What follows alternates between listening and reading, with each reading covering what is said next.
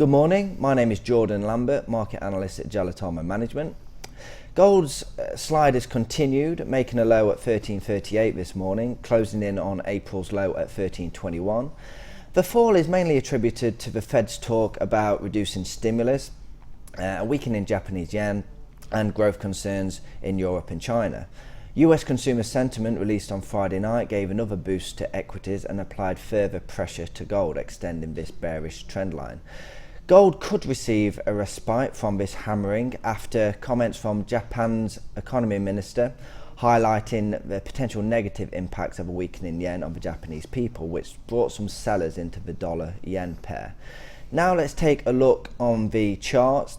This is a 15-minute chart. As we can see, after today's bear attack that reached a low at 13.38, price has been consolidating, and this can be illustrated by drawing a triangle like this.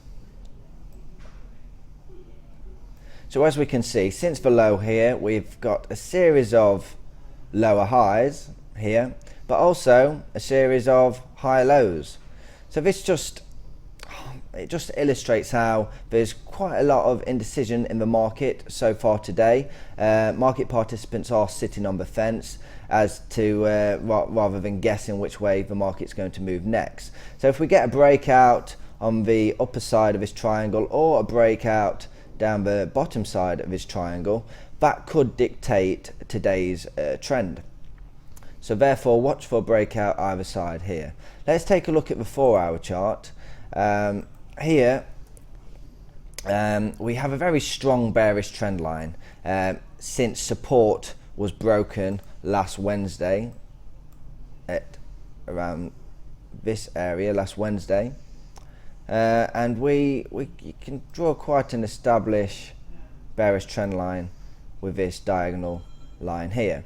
There will be opportunities to short the market or go long as price draws near this trend line. There could be shorting possibilities when it approaches the trend line, because as we can see, it does seem to be quite an established trend line. Or bulls would be waiting to see if there is a deceleration in this bearish trend if price breaks through this trend line and we see a bit of sideways movement. So do bear in mind there are opportunities as price approaches this trend line. And as price approaches this trend line, for shorters, there will be a lower risk opportunity rather than shorting the market now, because you would simply just place your stop on the other side of the trend line. There is a substantial amount of data due for release this week, including Federal Reserve Chairman Ben Bernanke testifying in front of Congress at 10 p.m. on Wednesday, and also there is a Services and Manufacturing Purchasing Managers Index data out from Europe Thursday afternoon. Therefore, do reduce exposure around these times and trade carefully. That is today's analysis. Thank you for joining me, and I will speak to you tomorrow.